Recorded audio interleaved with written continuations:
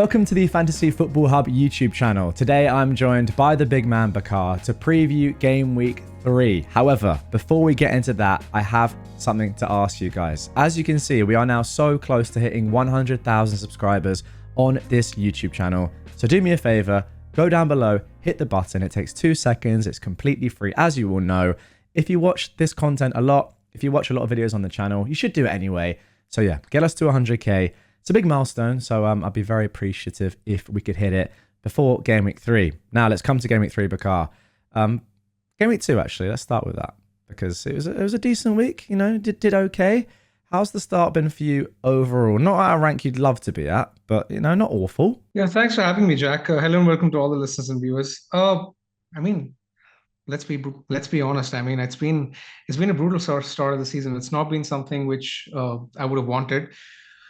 But again, it's not as if I'm sort of regretting any decisions that I've made so far. Bruno and Eze have basically been the reason behind a poor start, and the expected data suggests that they should have had 3 returns by now, and currently they're sitting on 0. So there's not much I can do about it. Players who've had, half of their stats have outperformed them. For example, Palmer had like 1 XGI at the weekend, scored 17, 18 points, right? I haven't had that kind of score combined from Bruno Eze in 2 weeks. Just goes to show the way the cookie crumbles sometimes. It's fine. It's just 2 weeks. It's less than 6% of the season. I remember having a similarly poorish start of the season last season as well. It sort of went on to like 7-8 weeks, and then I sort of wildcarded my way out of it, and then I went on a good run. So I'm hoping I can sort of limp through for the next few weeks, and then I'll try my best to fight back. Yeah, fair enough. Just looking at the team in general from last week, where are your main concerns and where are you kind of relatively happy with it? You kept Kwanzaa last week, and then NKUNKU, Bruno as well, dropping in price this week. How are you feeling roughly with the team overall?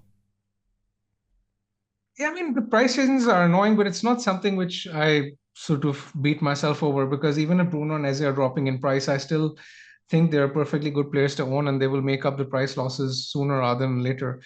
So I'm not really concerned about the price rises. Kwanzaa is the big one though, because I just don't see any utility for him in the weeks to come, and that is one which is really, really annoying. Even with the knowledge of hindsight, I don't think I would have done much differently had I picked a Haaland team, which I was never going to pick both Haaland and Salah. I was always, Haaland or Salah for me. And Yeah. given the Ipswich fixture, in which Haaland did deliver according to expectation, I don't think I would have done much different. In fact, I remember in our last stream, in right before Game Week 1, I think it was 1 or 2 hours before the deadline, the only concern I had was picking João Pedro over Armstrong, and I guess I got that right, because João Pedro's done well and he still has good fixtures after this week to come. So overall, I still sort of think the rationale behind the selection was right. The outcome has been brutal, but this is the way the game is, right? You can't be on the positive end of variance all the times, right? So as long as I keep making decisions rationally, I'm hoping that I'll be fine sooner rather than later.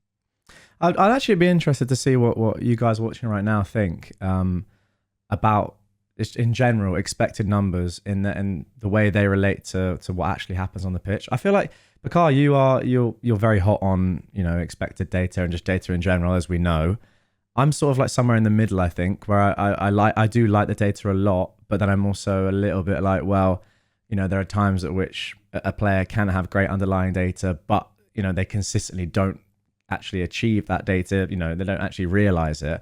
But then I saw the other day that Haaland's total expected goals for the time he's been in the Premier League, and I'm not sure exactly on the number here, so I won't say it, but it's something like exactly 65. Was that what it was? 65. Okay, so it's close to 65. The point being, the total number of goals that he has scored is pretty much bang on the total number of goals that he would be expected to score. His XG is pretty much identical to his actual goals. So we say that Haaland is an elite finisher, or say what you want about him as a player, but there is definitely something in those sort of numbers when you see that a player like Haaland is getting the exact number of goals that the data suggests he would be expected to get. Now, obviously, some players, historically overperform their XG, like the likes of Son. Some underperform, but it's definitely I guess my point is, it's definitely worth looking at these expected numbers and the underlying data, even when a player is not performing. And that's what you think, isn't it? Yeah, I mean, and it's been to my detriment. I mean, it was the exact same with Bruno last season. I mean, I can already sort of Yeah. envisage the comments in which people will be saying that, we've heard this same old crap last season as well. But this is just the way I play, and I back Yeah. myself uh, to play this way, and it's worked most times than not. So, I mean, if I mean Xerxes didn't use his knee to sort of score that offside goal, we wouldn't be having this discussion because Bruno would have had at least an assist. Yeah. Eze hit the crossbar. In the first game, he had a goal wrongly disallowed. I mean, the referee apologized to the player after the game. I mean, what more can we do, right? These things Yeah. happen, and it's just 2 weeks, man. I mean, these things will even out over the course of the season. There will be times where I own a player who, let's say, does not have encouraging XG numbers, and he gets a fortuitous haul. These kind of things do happen Yeah, over the for course of sure. the season, so it's perfectly fine.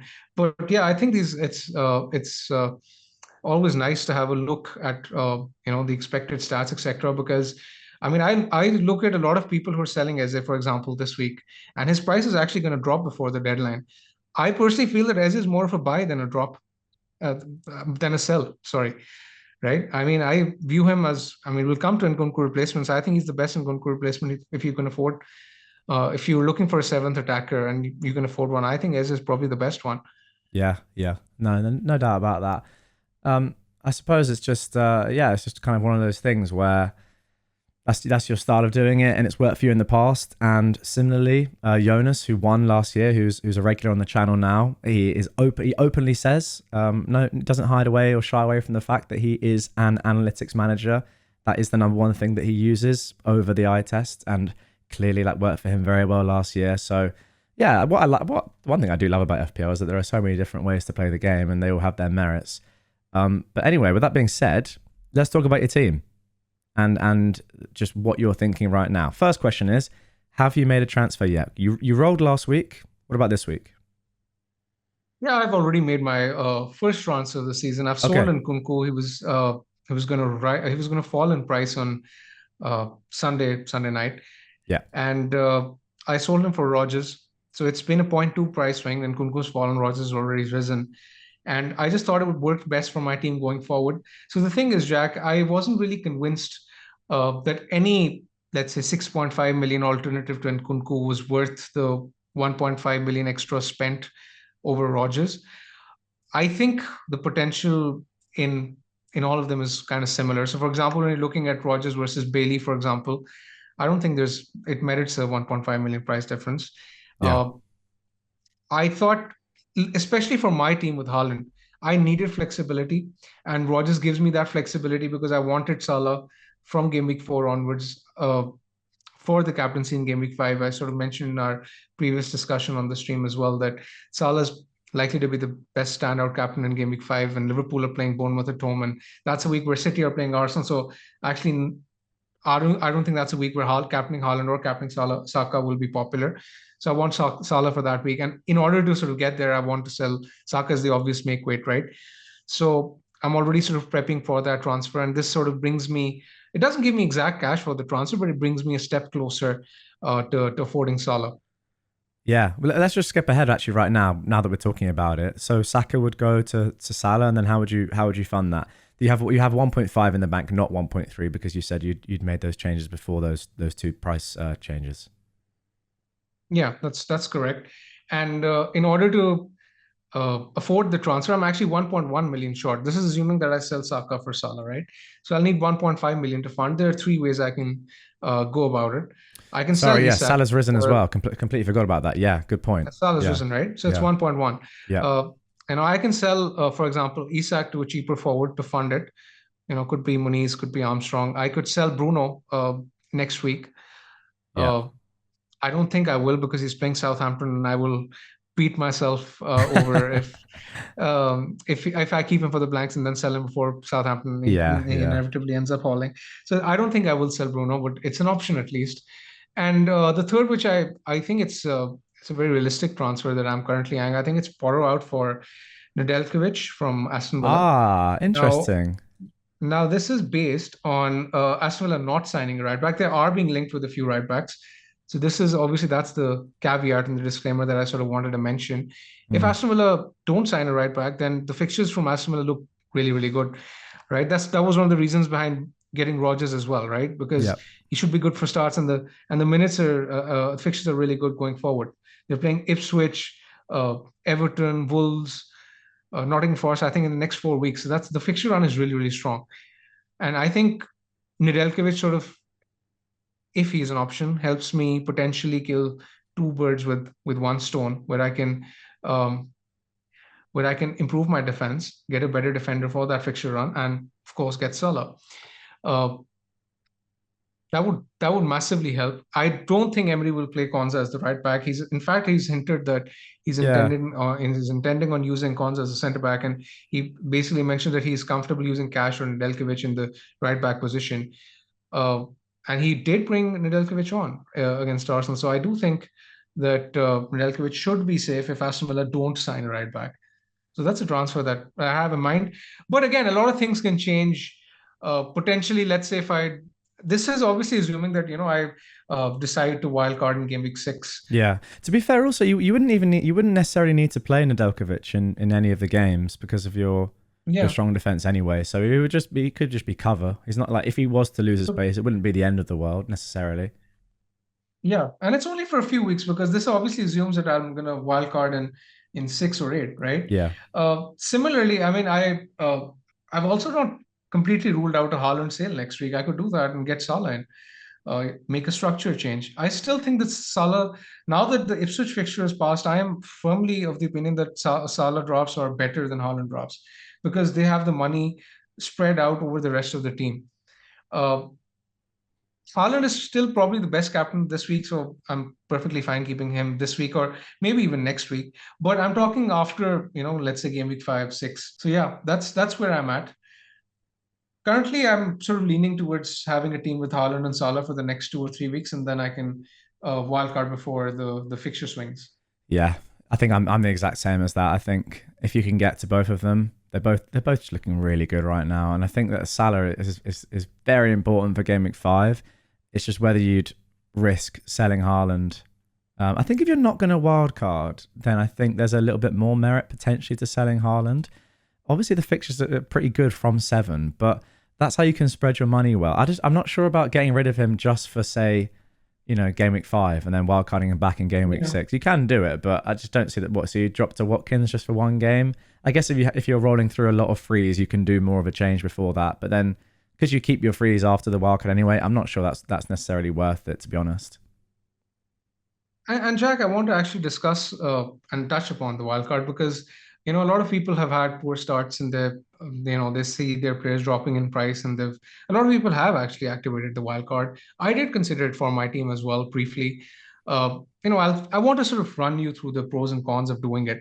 So the pros were we can potentially get rid of the deadwood, for example, Barco, Kwanzaa, and Kunku, jump on the players who are rising in price because the changes are so volatile these days with the movements and the traffic of people who are making those transfers. So it definitely helps, build team value. And you can jump on the likes of Salah, Watkins, Palmer before the fixture swings for Aston Villa and Chelsea because they have a really good run coming up. I, however, decided against it. I still think 2 weeks is a bit too less of information to base a long-term wildcard team on. Secondly, as mentioned earlier, I don't think there are any apparent fixture swings for teams in game week 3. So when you look at the fixtures, Yeah, let's get them up right are now, actually, just so we can have a look. yeah. Yeah. So when you look at the fixtures, Arsenal and Brentford have the best fixtures this week, in my opinion. Arsenal playing at home to Brighton, Brentford playing at home to Southampton. And when you look at the fixtures in game week 4 and 5, both Arsenal and Brentford are actually playing City and Spurs in back-to-back game weeks. So that's not ideal for wildcarding right now because if you're loading up on the two best teams this week, they have tough fixtures next week. Similarly, I still think Haaland is the best captaincy this week, and I don't think I would be picking Haaland if I was wildcarding this week. So again, that's what Okay. makes it even more tricky, right? So I was comfortable holding Haaland because I think he's the best captaincy option this week. He's actually the bookmakers' favorites to score any time. I think if I was wildcarding this week, I would rather load up on Salah, Palmer, Saka, and go with the power midfield, go with Mbomo as a Yeah. differential because His fixtures are really good Yeah. from game week 6 onwards. He's a really good long-term pick. I like him as an eighth attacker, like in the short term, as opposed to a seventh attacker, because game week 4 and 5 are tough, as mentioned. Yeah. But on a wild card, you can have eight attackers and just bench Mboma in 4 and 5 is an excellent option to own this week. His numbers are incredible in the absence of Ivan Toney. Yeah, it's when I sort by the easiest fixtures from game week 6 to game week 12, or even game week 11 if you're looking just over 6 games. Yeah, Brentford are top by a decent way actually. I'm thinking of a double up on. I mean, we're moving ahead here, but I'm thinking of Wissa and Burma potentially double up if Tony is to be sold. That looks good to me. But yeah, we'll have to wait and see on that. Flecken looks good. And if rumors are to be believed and Tony leaves, I think Mbomo is very underrated as an asset. In fact, I Sure. tweeted an hour ago that since 22-23, since the 2022 season, Mbomo's had 35 starts with Ivan Toney in the team.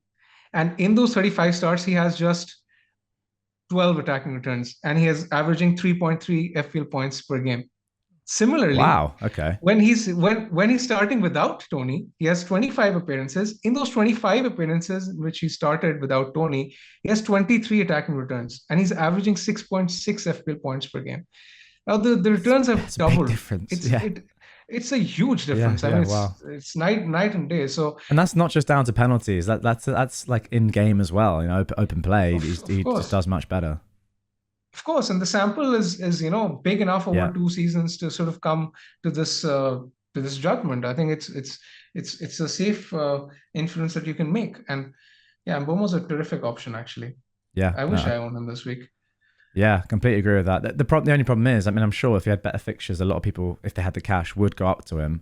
Would you go to him now if you say you had 0.6, say you had a spare mil or whatever, or you're doing a couple of moves? If you owned NKUNKU, would you potentially go to Mbeumo now, or would you say it's a little bit too early? No, so my point regarding him being the eighth attacker is important here. So, for example, Eze's next 3 fixtures are fine, perfectly fine. Chelsea away, United at home, Leicester at home. Those fixtures are good. Eze is pretty much playable in each of the 3 fixtures. Mbomo is not. I think Mbomo is playable this week, but in game week 4 and 5, he has tough fixtures. So if you have someone to cover for Mbomo in 4 and 5, then pick Mbomo. Yeah. Otherwise, pick Eze if you can afford him. Yeah. And if you want to downgrade NKUNKU and go for a cheaper option, then as mentioned earlier, I think Rodgers is the best pick. If you don't want to go with Rodgers, I guess Smith Rowe is fine. I like Gibbs White as well, but again, the thing with Gibbs White is that game week 4 and 5 are tough, and you'll probably need to hide him in those weeks. So yeah, that's where I'm at with the NKUNKU replacements. Let's come to one more player that is being actually sold by quite a lot of managers this week, and I don't think it's right, Bakar. I think he's got slightly unlucky. Especially in game week 1 after the red card to Fabian Schär. But it's Isak, who everyone was saying preseason and probably still is saying now, to be fair. He's just a great value pick, a really good price. But the returns haven't really been there for him. What are you thinking about him? I think I'm going to keep him this week for sure. I assume a lot of people are in this position where either they have bigger fish to fry or they can easily save the transfer. And I don't think Isak is a sell personally because, in fact, I was looking at the bookmaker odds. Haaland is comfortably the first for projected scorers. Isak is second at 48%. The bookies expect Isak to do well this week. Okay. Right? 48% to score is really, really high. Yeah.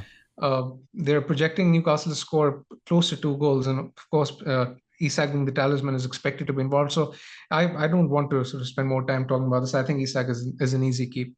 I actually want to touch more about potential windows for wildcarding, because a lot of people are sort of looking at wildcarding, not necessarily this week, but potentially in game week 4 or 6. So when it comes to my team, now this is obviously assuming that there are no injuries or nothing drastic happens over the course of the week, which can obviously change things. I think my team, I don't like my team at all for this week. I'll be very honest. I'm expecting a poor return because, some of the fixtures aren't ideal. Yeah. But I think my team is actually very well set up for game week 4 and 5. So, for example, I've doubled up on Brighton, right?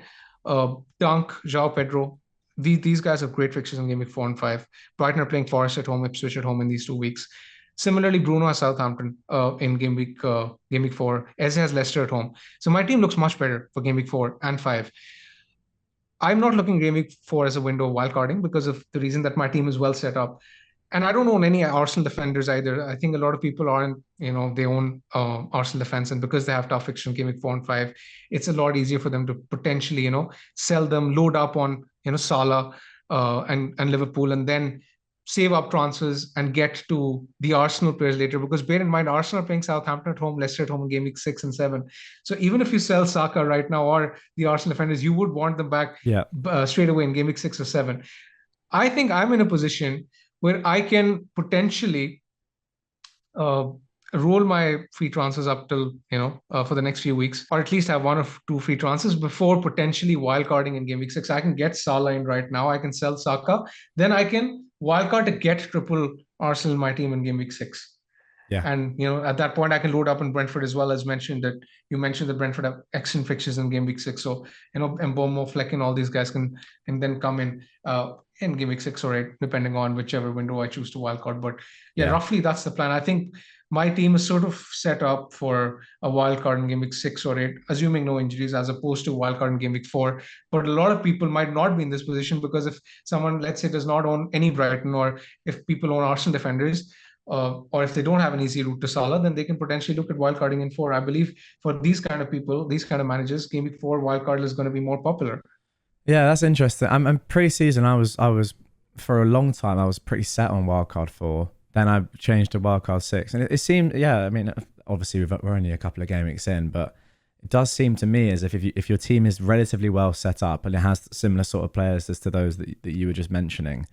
Well, I guess not relatively well set up, but as in, maybe no Arsenal defenders, that sort of thing, and you can get through 4 and 5 without missing too many players. Yeah, if you can get to Salah, it does seem to me like 6 is just a good window, just for Arsenal, if anything else, especially if you're looking to sell Saka for Salah in game week 4.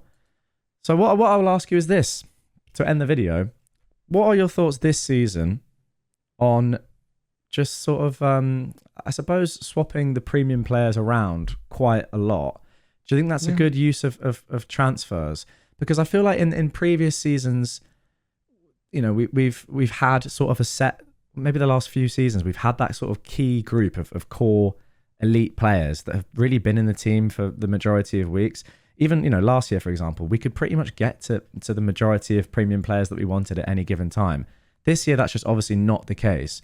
So do you think it's worthwhile swapping around premiums to kind of attack fixture runs in a way that you're suggesting?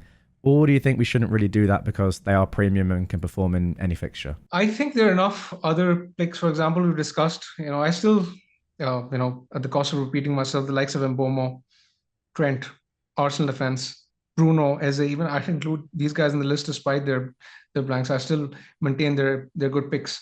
All these guys, I think they can be kept in the team for a long period of time. Same with probably Isak, Watkins. You don't necessarily have to go out of your way to sell them. They're all solid players who could perform in most fixtures.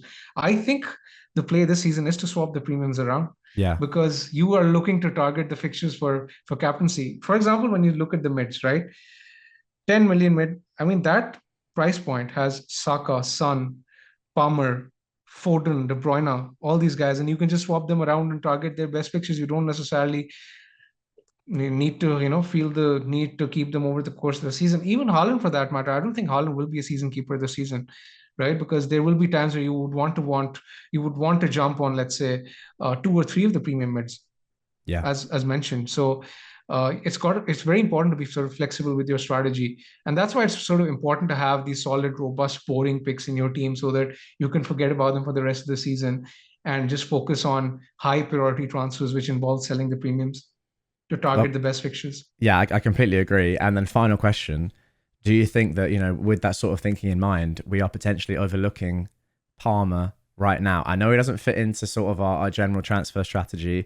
We have relatively similar strategies there, and the same for quite a few different managers, but just off the back of a mega haul. I know he didn't have great underlying numbers, but he got 17 points nonetheless. And with Palace at home, that could be an explosion of points there. Do you think we're overlooking him? I think Palmer is a good pick. I think he's close to being a good captaincy shout this week. Yeah, I don't think yeah, he's far behind Haaland. I think if you have Palmer, you can easily captain him over Haaland. yeah, It's a decent shout. It's just the fact that a lot of structures, for example, my structure or your structure, they only can afford to have, one premium, 10 million mid, and you have Saka, I have Saka, some people have Son. So they don't necessarily want to make that transfer right away. Um, but if I was in a wild card, I would definitely have him, as mentioned earlier, because of the fixtures and because I maintain he's a good pick. He's not someone I would necessarily shoehorn into my team, or I see a lot of people have sold Bruno for -4 for Palmer. It's not a transfer I would advocate because I don't think he's someone who's worth the surgery when you have other solid picks in the team. I don't think it's worth selling good picks for other good picks for 4 point hits. Right? That's my logic behind it. I think he's a good pick. He'll do well. He's probably one I would have on wildcard, but yeah, not a must-have. yeah. He's just 0.3 points behind Haaland this week, according to Fantasy Football Hub's predicted points. Definitely a captain option if you've got him. I would do it. That's what I would say. If you've got both Palmer and Haaland, I would captain Palmer. I think his ceiling is extremely high in that game, and I don't own him, and I'm jealous if you own him. Anyway, mate, thanks for the tips and advice. A lot of information there. Good stuff as always. Best of luck next game week. Thank you, guys. As always, make sure to not only now sign up to Fantasy Football Hub, still 50% off, link down below, but also make sure you are subscribed to the YouTube channel. Who knows? At the time of watching this, we may even be over 100,000. But if we're not, and also if we are, hit the subscribe button. So no matter what the number is, make sure you're subscribed. Because the most important thing is you get to see Bakar's lovely face every week if you subscribe. You don't want to miss that, do you? Let's be honest with each other. Good luck next game, my friend. How many points are you going to get? Hopefully more than you. You can't say that every week because it doesn't happen. We know this by now. Yeah, this is what happened last season. Then you slowly overtook me, and I was just like, oh, what's gone on here? But yeah, probably will happen again. To be fair, but yeah, nice one, mate. Sure. At least the international break will be after this, so it's going to be nice to have a bit of a break. True. Yeah. Best of luck to everyone, and see you all after the international break.